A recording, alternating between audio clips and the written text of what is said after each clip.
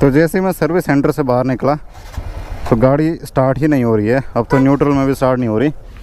तो अभी मैं मिस्त्री भाई को बुला के लेके आया हूँ और अभी भी जैसे फर्स्ट गियर डाल रहे हैं वैसे ही गाड़ी बंद हो रही है। पर मुझे ये समझ में नहीं आ रहा कि जैसे ही ब्रेक पैड चेंज किए उसके बाद गाड़ी सीधे बंद हो गई, ऐसा कैसे हो गया। और मेरी गाड़ी में तो किक भी नहीं है कि हम किक लगा के स्टार्ट कर सकें। सर्विस सेंटर वाले कह रहे थे कि इसकी मोटर जल गई है, इसको चेंज करा दो और 7-8 हज़ार रुपये में हो जाएगा। गुड मॉर्निंग एवरीवन, एक नया वीडियो शुरू हो चुका है और आज के मौसम की बात करते हैं। तो आज का मौसम भी अभी तक बहुत अच्छा है और मैं हूं अभी अपने घर पे और मैं तैयार हो रखा हूं रुद्रप्रयाग मार्केट जाने के लिए। वहां पर मुझे अपनी बाइक के ब्रेक पैड चेंज करवाने हैं क्योंकि वो बहुत ज़्यादा घिस चुके हैं और वो डिस्क प्लेट को भी घिस रहे हैं। तो आज उन्हीं को चेंज कराने के लिए मुझे जाना है, क्योंकि अगर ब्रेक ही नहीं लगेंगे, ब्रेक प्लेट घिसती रहेगी तो फिर नुकसान तो मेरा ही है। तो अभी सुबह के 9 बज रहे हैं, चलिए वीडियो की शुरुआत करते हैं। नमस्ते everyone, this is Ashutosh Negi, आप देख रहे हैं नमस्ते पहाड़, नमस्ते फ्रॉम पहाड़ों की इन हसीन वादियों से। आज की वैसे अच्छी बात यह है कि आज अभी तक बहुत तेज़ वाली धूप नहीं लगी है, वरना तो 9 बजे बहुत भयंकर धूप लग जाती है। तो कल रात को भी बारिश हुई थी, उसकी वजह से गधेरे काफ़ी उफान पर आ रखे हैं और गधेरों की आवाज़ भी काफ़ी ज़्यादा सुनाई दे रही है। अभी तो मैं अकेला ही हूँ, वैसे मेरे साथ मेरा दोस्त रहता था पर वो वापस जॉब पे चला गया है, तो इसीलिए मैं फिर से अकेला हो गया। तो कल रात को भी बहुत ज़्यादा बारिश आई थी और रास्ते के कुछ ऐसे हाल हो रखे हैं। वैसे मैं आपको पहाड़ों में बहुत प्रकार की सब्जियां दिखाते रहता हूं। तो यहाँ पर एक सब्जी है, इसको लिंगड़ा बोलते हैं, जैसे कि ये है, और दूसरी सब्जी यहाँ पर ये है जो अंग्रेजी के नाव जैसे बनी हुई है। शुरुआत में जब ये सब्जी होती है तो खाने में बहुत टेस्टी होती है। जैसे ही बरसात बढ़ती है वैसे ही इस सब्जी को कोई नहीं पूछता, क्योंकि इस पर बहुत सारे गन्योल लग जाते हैं। गन्योल मीन्स स्नेल, मेरी भाषा में घोंगे को गन्योल बोलते हैं, जो कि ये रहा, ये उस पर लग जाते हैं। तो उसकी वजह से हम लोग उसको नहीं खाते हैं, पर बहुत सारे लोग इसको बेचने के लिए मार्केट में लेके जाते हैं। तो जिनको नहीं पता कि इस पर क्या लगा था वो तो आराम से खा सकते हैं। अगर आप मार्केट में लिंगड़ा देखते हैं तो आप एक बार ज़रूर सोचना कि उस पर गन्योल लगा होगा और उसको बहुत अच्छे से साफ़ करके ही खाना।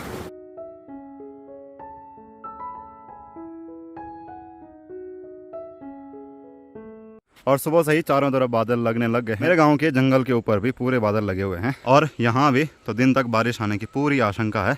तो गांव में बहुत सारे लोगों ने मुंगरी बोई रहती है, तो यहाँ पर चाची जी मुंगरी की गुड़ाई कर रही हैं और यहाँ से ये ताऊ जी एक बड़ा सा ठांगरा लेके आ रहे हैं। काकड़ी पर होता है, तो ये है ककड़ी की बेल के लिए। अभी मैं पहुँच गया हूँ अपने गाँव के रोड में और मेरे घर से रोड में आने के लिए हालत ख़राब हो जाती है। अगर कभी भाग भाग के आना पड़ा तो पूरा आदमी पसीने से तरबतर हो जाता है, जैसा कि मैं हो रखा हूँ, और सांस भी फूल जाती है। यहाँ पर भी किसी ने बहुत अच्छा बनाया है, चलो जिसने भी बनाया बहुत अच्छा बनाया, क्योंकि यहाँ पर बाइक ले जाने के लिए दिक्कत हो रही थी। पहले भी ऐसा बना हुआ था पर किसी ने उसको उखाड़ दिया था। अब मैं आपको बताता हूँ कि मेरी बाइक की डिस्क प्लेट कितनी ज़्यादा घिसी हुई है।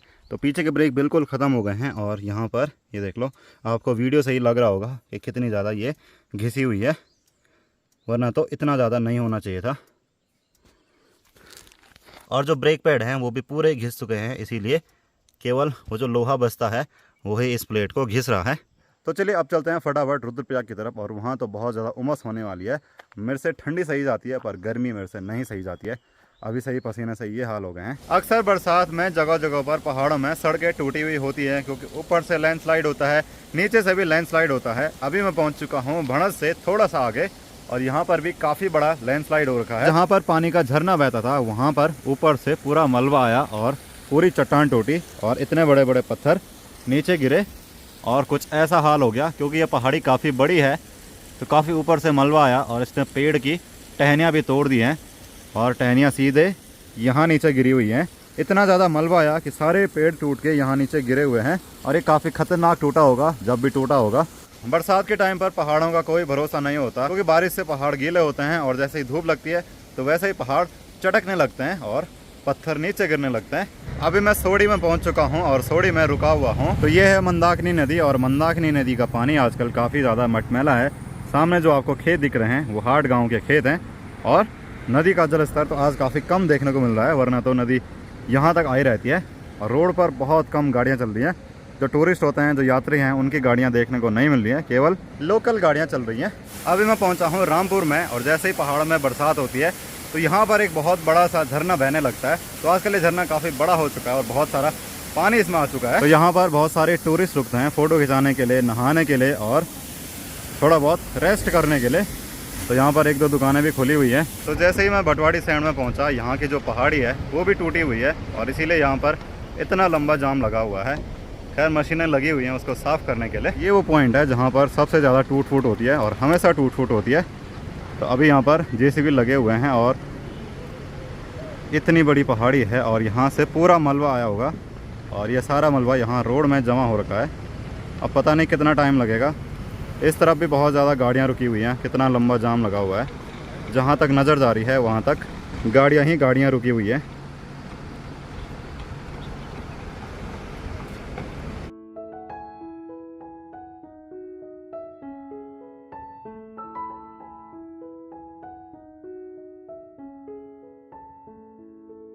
अभी मैं पहुंच चुका हूं रुद्रप्रयाग में टीवीएस सर्विस सेंटर पे। तो यहां पर बाइक के ब्रेक पैड चेंज होने का काम शुरू हो चुका है।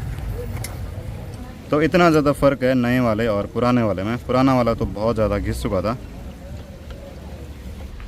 तो अभी मैं मिस्त्री भाई को बुला के लेके आया हूँ और अभी भी जैसे फर्स्ट गियर डाल रहे हैं वैसे ही गाड़ी बंद हो रही है। अभी तो न्यूट्रल में स्टार्ट भी हो रही है, जब मैं कर रहा था तब नहीं हो रही थी।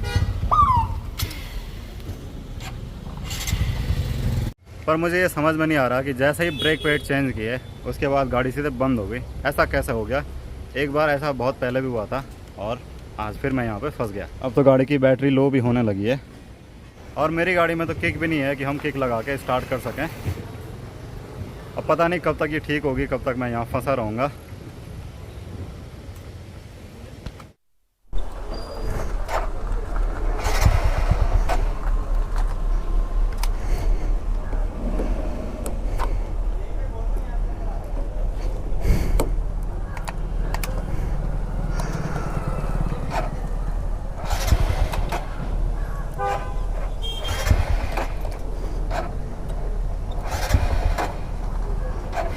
तो जैसे ही मैं सर्विस सेंटर से बाहर निकला तो गाड़ी स्टार्ट ही नहीं हो रही है। अब तो न्यूट्रल में भी स्टार्ट नहीं हो रही।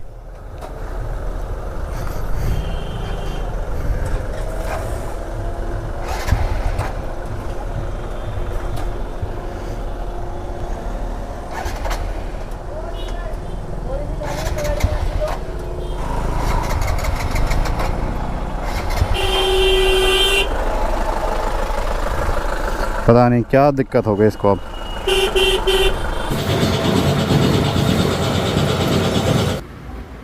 इतनी धूल भट्टी से कुछ नहीं होता।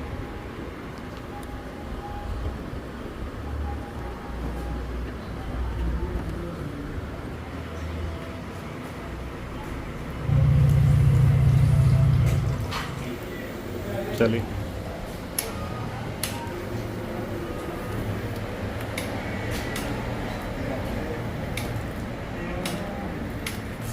चलते रहिए। अभी चल रही है ना, काम भी कर दो। रहने दो, ऐसे रहने दो। क्या बोल कितना चलती है देखना।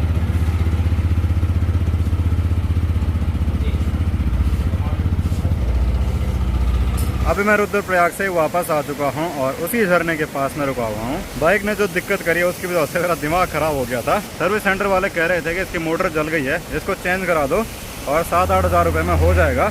मैंने कहा कि इतनी जल्दी मोटर कैसे जल सकती है, क्योंकि मैं जो गाड़ी है वो बड़ी तमीज़ से चलाता हूँ। ऐसा है नहीं कि जैसा चाबी ऑन करी सीधे सेल्फ दे दिया तो मोटर जल गई होगी।